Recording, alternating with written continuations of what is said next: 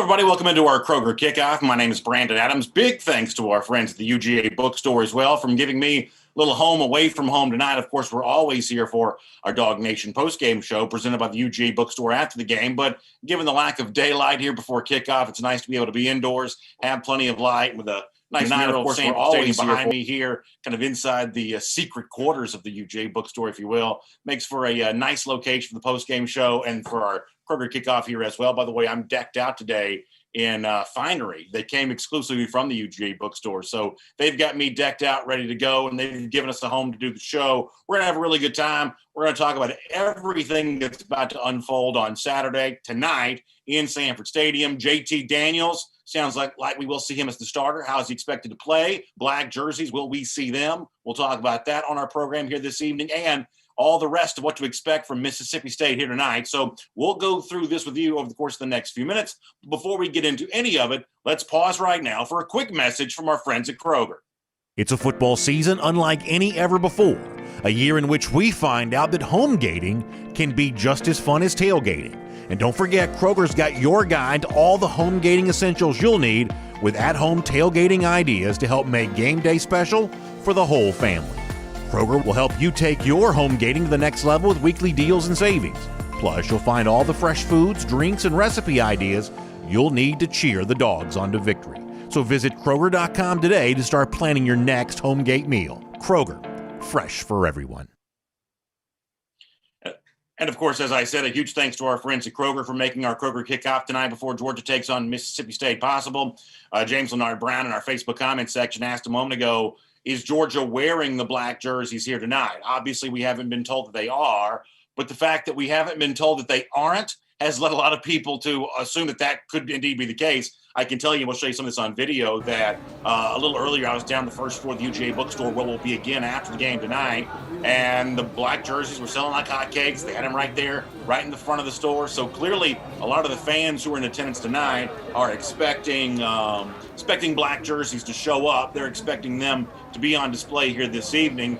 Well, when the Georgia team arrived a little earlier, obviously you weren't able to quite tell, when Georgia first arrives, they're decked out in suits and ties and things along those lines. So you couldn't quite tell that then. But the expectation is from a lot of folks that Georgia will be in the black jerseys a little bit later on this evening. They have been selling like crazy here at the UGA bookstore. So we'll see come 7:30 p.m. tonight if that is indeed what Georgia comes out, and there'll be a lot of drama related to that. And we'll see if they actually warm up in the black jerseys, or is this something that doesn't appear until Georgia actually takes the field, obviously throwing back to the original blackout in 2007, 13 years ago. This, not an official blackout, even if Georgia does wear black jerseys. There are 93,000 people. Not everyone will be wearing black, but a lot of fans are hoping to see Georgia wear those black jerseys.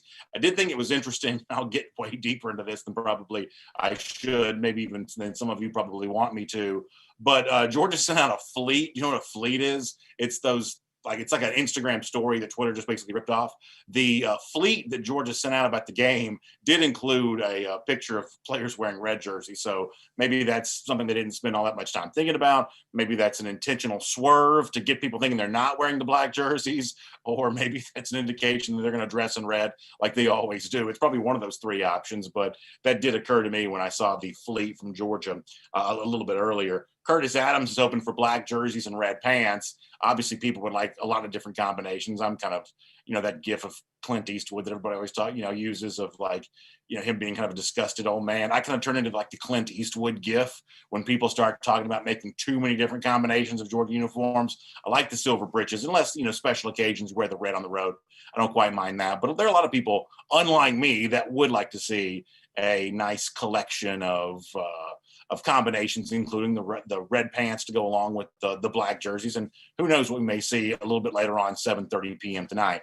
ESPN reported today on College Game Day what a number of other folks have reported as well, which is that JT Daniels will start at quarterback tonight for UGA. One of the things I did think was interesting, though, during the ESPN Game Day conversation about Daniels was a little bit of a dampening of the expectations for Daniels here this evening. Reese Davis, the host of ESPN's College Game Day this morning, went so far to say that the reports are, he didn't even say the reports, they were reporting this themselves, as others have, that Daniels will start this evening. And Davis, the host, saying that sources close to the Georgia program had told him that maybe JT Daniels had not been performing great at practice leading up to this, and suggesting that it might give some sort of indication of why the decision to start him was put off until now. Obviously, it's difficult to know where this is coming from on Davis's part, and the sources within the Georgia program could have been maybe trying to set a low bar for expectations for Daniels tonight so that he gets a chance to go out there and exceed that a little bit later on this evening. I'm curious if many of you saw this morning, the segment in which they did discuss JT Daniels. I came away with that thinking that somebody somewhere close to the Georgia program maybe wants there to be a little bit of a lessened sense of expectations for what Daniels will be able to do this evening. Obviously, on the other side of all this is the crucial issue when it comes to the Mississippi State defense. This is a group that has been pretty effective thus far this year. The guy who will call the game on the SEC Network, Dave Neal, when he joined us on Dog Nation Daily this week, talked about the fact that they play a 3-3-5, which is a little bit of an uncommon alignment. It's not that you never see it; you just don't see it a ton. And statistically, they've really kind of got the job done a little bit thus far this season. They are second in the SEC in passing yards allowed per game. They are third in the SEC when it comes to yards per play allowed. So this is a defense that's been pretty stout. So the expectation, I think, from everyone now is that it will be Daniels that starts this evening. And on the other side, against the Mississippi State defense, despite the fact that the Maroon Bulldogs overall haven't been very good this season, I don't think you blame the Mississippi State defense for that being the case. And so we'll get a chance to see exactly how it is that Daniels responds to all of that. As I'm talking here this evening, the other thing that you'll see is Georgia arriving a few minutes ago just outside Sanford Stadium. This is not a typical dog walk. And really, when you compare this to the Auburn game, the Tennessee game earlier this season, where there were a few fans kind of milling about, very little of that before tonight's game, a very strange vibe in and around Sanford Stadium with very few people kind of moving around at all. The traffic is light in Athens as I've ever seen it, but it was a nice opportunity to see the Georgia team arrive a couple of minutes ago. See JT Daniels walk in with the rest of his Georgia teammates. Got a glimpse of Richard LeCount, obviously continuing in that boot. Hoping to be back before the season's done, but still hobbled right now because of the motorcycle accident he was part of a couple of weeks ago. So as you're watching the Kroger Kickoff here this evening, we'll let you get a chance to see a little bit more of that as we kind of roll through here a little bit too. All right, let me get a few more comments before we wrap up and let you guys get ready for the game. Antoine Middleton says, I'm watching from an 8-hour time difference. JT better make it work. Obviously looking forward to hopefully seeing a lot of stuff from JT Daniels here today. A few more comments. James Leonard Brown calling for Kieras Jackson to have 6 catches and 95 yards and a touchdown. Early in the season, Jackson was really the wide receiver that paced the Georgia offense. As of late, we haven't heard as much from him. Last 2 home games, though, Jackson responded in a huge way with more than 100 yards receiving in each game. So tonight would be a great chance for him to be able to do that. Philip Overstreet checking in from Vidalia, Georgia. Good to see you all on the program here today, Philip. Sue Chambly Webster, looking forward to seeing JT Daniels. Can't wait to see that. Mike Zambiasi says, let's rock tonight and put Clemson on notice. So Mike already looking ahead to the 2021 season opener with the idea that Georgia can be ready to be a formidable challenger in that game.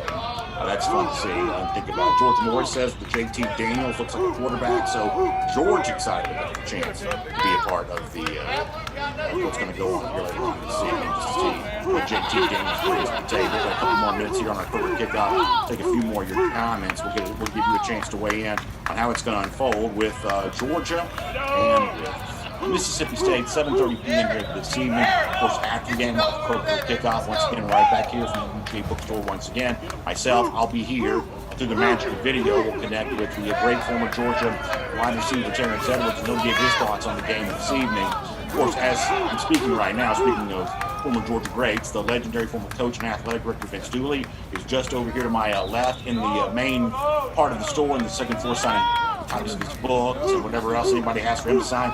And as we had him on Dog Nation Daily this week, former Georgia quarterback David Green on hand as well. He's enjoying a chance to meet some fans and sign some autographs and having a really good time doing all of that.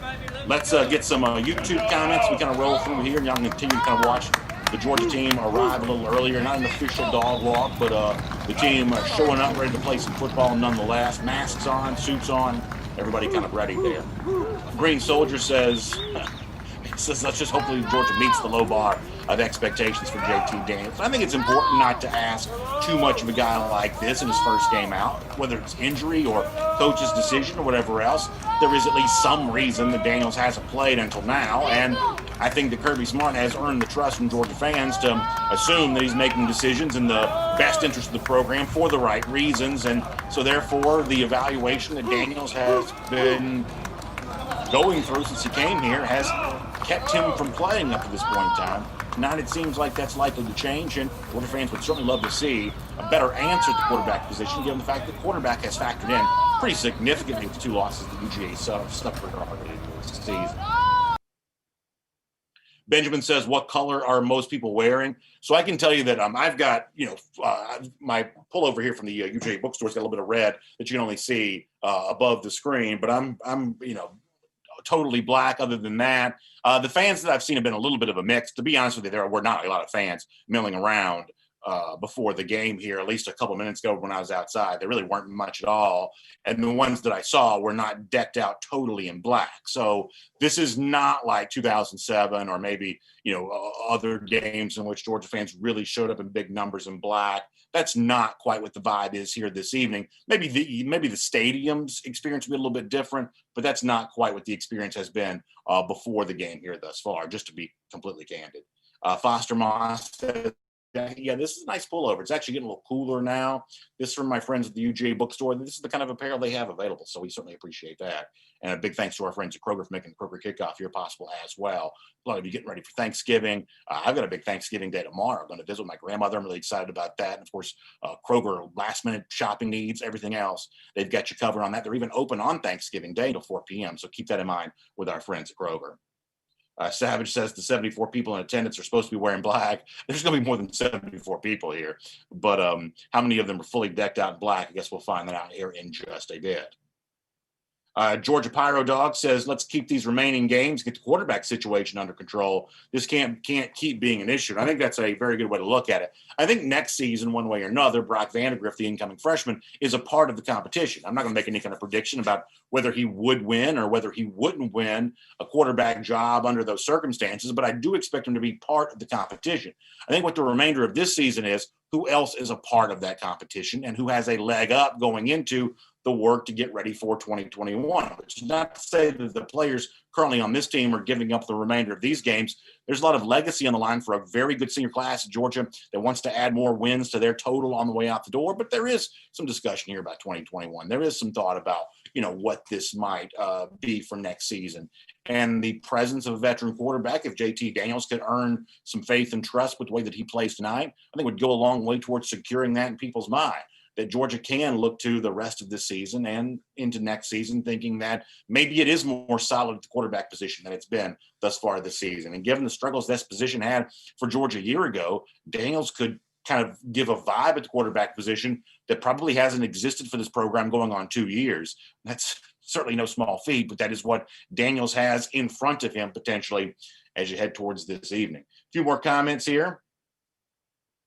Bang Six says, with JT Daniels starting at quarterback, how different do you expect the play calling to be? I think that's a really good question. I think my hope would be is that it would be different. In other words, you saw a very conservative game plan for Georgia at Kentucky. Defense, running the ball for the most part, we're going to be enough to beat a Kentucky team. Obviously, tonight against Mississippi State, you would assume the same thing is true. If that's what Georgia wants to do, that's obviously going to be enough to win this game. I think the hope is that you take Daniels out for a spin and you see what he's capable of doing. Let's find out a little bit more about him. So how much will Kirby Smart truly do that tonight? Maybe that depends on truly how healthy JT Daniels really is. But I'm sure I speak for all Georgia fans when I say the hope is that you do get to see a lot of him throwing the ball, getting receivers involved, because otherwise, it stands to be a not altogether very entertaining game against a Mississippi State squad that's only won twice, only covered the spread once all season long. You ought to be able to beat Mississippi State no matter what you do. So the hope is you try to do something in this game that you haven't done very well much in the early portion of the season. I think that's just a fair way of looking at that. Green Soldier hoping to see Carson Beck tonight as well. That's interesting. I guess the assumption I've been operating under is that maybe Stetson Bennett's back as the number 2 quarterback again, or maybe it's Dwan Mathis who played some in the Florida game. The notion that Beck would be playing if he hasn't been taking number 2 reps, I don't know about that. I don't know how likely that is. I can certainly understand why you're curious to see what Georgia has in Beck. I do get that. But, I think you would hear a little bit from him in practice, maybe as a precursor to playing in the game. That's not me saying it's definitely not going to happen, but there is maybe a lack of chatter a little bit around the idea that Beck is making a move up the depth chart right now, which might be a foreshadowing that he's not likely to play right now. If I had to guess, that's maybe what I'd say about that. Couple more, and we're going to get out of here. Chad Buchanan says that if Daniels gets off to a good start, he's hitting receivers and accurate, maybe they open it up, and maybe that could indeed be the case to see how that happens. Jermaine King calling for a 31-7 final here this evening. We'll see how that goes. Easy Brown says, has Sorey and Arnold arrived? I'm not quite sure about that. I'm not quite sure if they're here yet or not. Of course, a lot of folks may have seen Jeff Sintel's report going back to Friday that Xavier Sorey and Terry and Arnold are a couple of the elite recruits expected to be in attendance here this evening. How about this? Georgia football with a little tweet here. Let's check this out. So I mentioned before their fleet was in red jerseys, but a couple of minutes ago, they have tweeted out in black jerseys. So I believe that's your official announcement right there. I don't know if this is on the screen or not, but I'll go low tech on the screen here. This tweet from Georgia in black jerseys, that might be the official announcement right there that Georgia is indeed back in black here this evening. So there you go. For those of you wanting to see that, maybe that's an example of what you need to see there. We're going to get ready to wrap up here. Thanks for being here as part of our Kroger Kickoff. Black jerseys, JT Daniels. It sets up to potentially be a very exciting night between the hedges. So y'all enjoy that. Don't forget, after the game, I'll be back here at the UGA Bookstore again for our Dog Nation postgame show presented by the UGA Bookstore. During the game, we'll have live coverage at dognation.com, on the forum at forum.dognation.com. A lot of chatter ongoing about everything as it unfolds here this evening. So make sure you check that out. Enjoy the game, everybody. We don't get too many of these, and only a small handful left for this upcoming season. So let's take them all in. Let's enjoy them. And maybe tonight, a new era for the Dogs begins with the possibility of JT Daniels as the Dogs starting quarterback, and sky may be the limit after that. So enjoy the game. I'll see you after the game for our Dog Nation postgame show back here at the UGA Bookstore. And I say goodbye. Big thanks to Kroger for making the Kroger Kickoff possible and making the entire holiday season possible, keeping food on our table all throughout the last few months as we head towards a very enjoyable season of meals and family and friends. Kroger right there at the center of all that. Big thanks to them. This has been the Kroger Kickoff. We'll talk to you after the game, everybody.